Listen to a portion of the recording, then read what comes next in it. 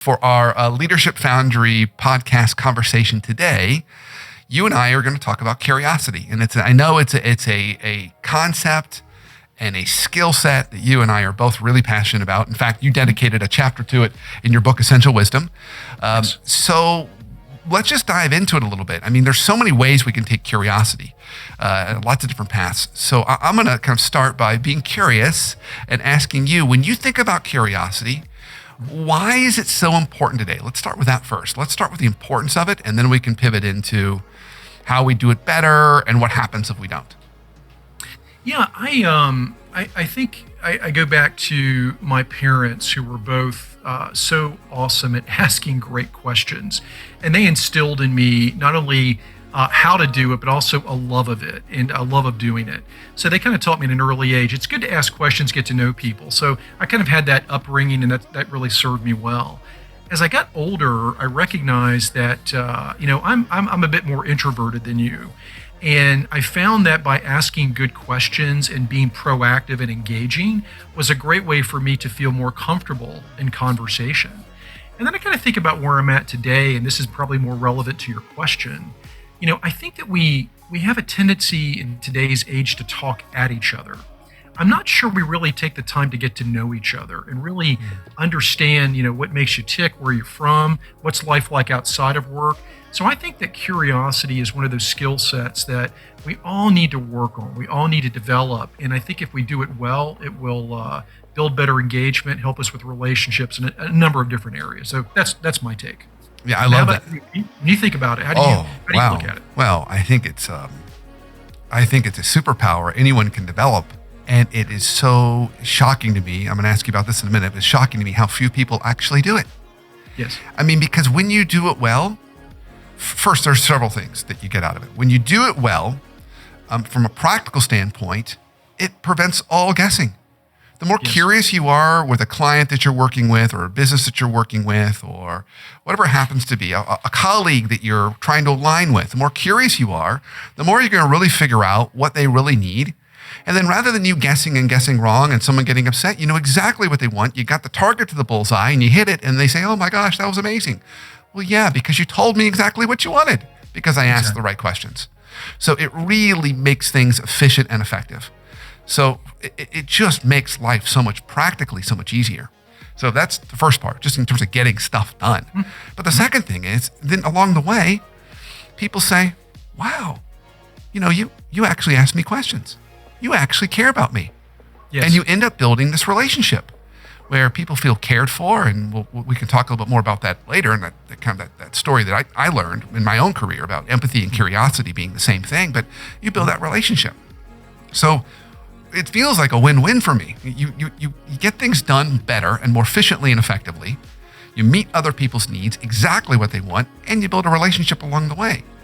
So it almost leaves me scratching my head. Why wouldn't everyone do this all the time? And yet we don't. It's interesting to me that I think younger generations often get a bad rap on curiosity. I think people always assume, it's the young people don't ask enough questions. I think it's every generation. I think everybody struggles in this area. And there is a tendency, especially when I meet new people, for them to feel the need to kind of regurgitate their resume and talk at me.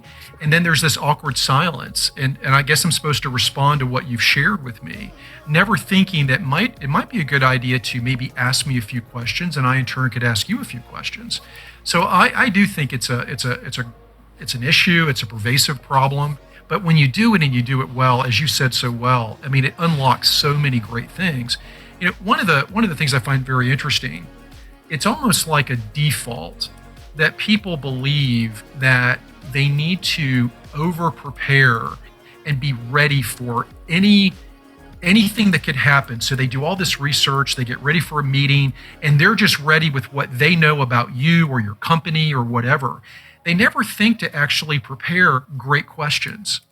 Like if I were meeting you and didn't know you very well, I would think about 3 things I wanted to ask Brandon Smith. I wouldn't come in and regurgitate to you your background. Yeah. I wouldn't come in and tell you all about you. I'd come in and ask you to tell me about you.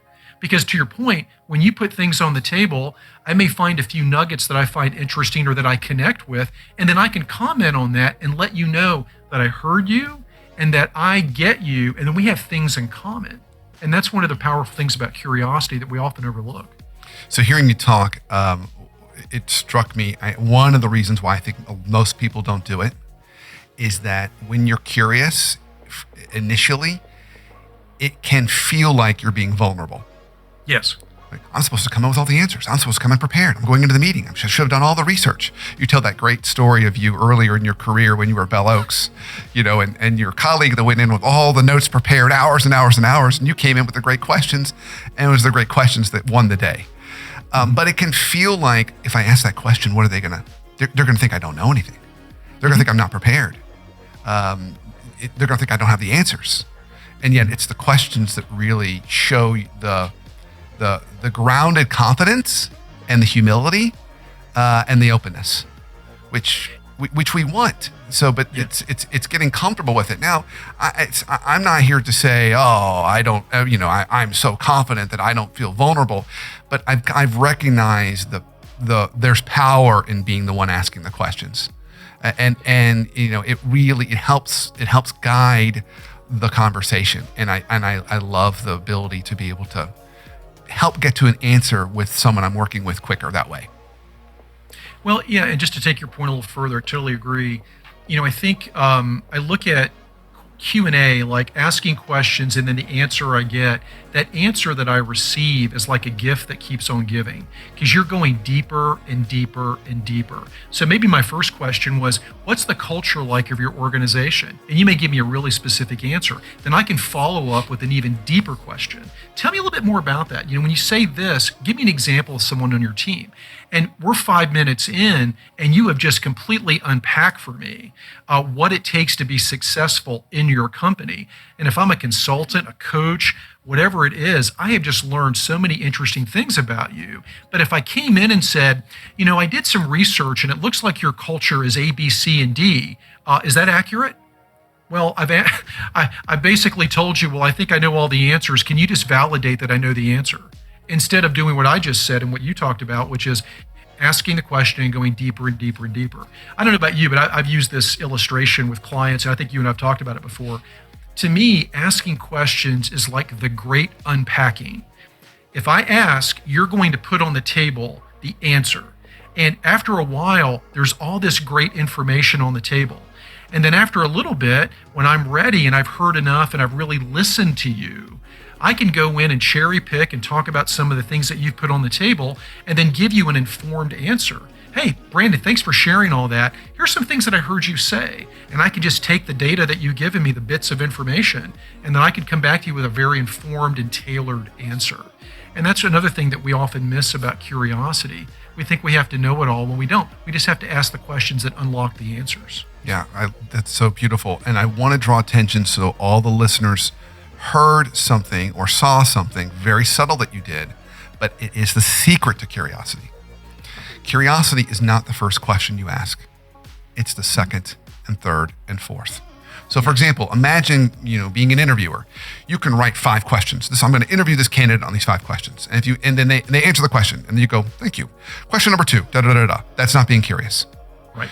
Curiosity is, interesting, you said this about that time you worked at this place. I'm curious. Tell me a little bit more about this particular experience in that time. It's the second question. So the example I always say when you've heard me say this when I'm doing sessions, I'll say, everyone here right now who's listening to this right now has a vacation spot that maybe they couldn't go to the last couple of years. They really wanted to, and they can't wait to go. So naturally, I could ask the question of, hey, what's that one place you want to go to on vacation? I'm not being curious at this moment. You're going to give me an answer. I'm not curious yet because now I have a decision point to make. On the one hand, I can use the worst phrase in the modern American language, which is good for you, which I absolutely hate that phrase. So, you tell me, I want to go to, Bali. And I say, good for you, Randy. And good for you really means, well, that sounds interesting. You seem to care about that. I could care less. Let's talk about something I want to talk about. Or I could say, well, tell me about Bali. Why do you want to go there? Like, who would go with you? And have you been there before? Do you think I would like it? Is there a particular experience there you're most excited about? I mean, there's so many ways to get curious about that. And I think we often think it's the first question, but that first question just starts to open the package. Let's dig deeper. And as you said, kind of find really where there's either a lot of energy or where there might be the right answer. And so you did that so masterfully there, so subtly. I want to draw attention that that's what it's really about. So be willing to explore based on whatever the person gives you as an answer.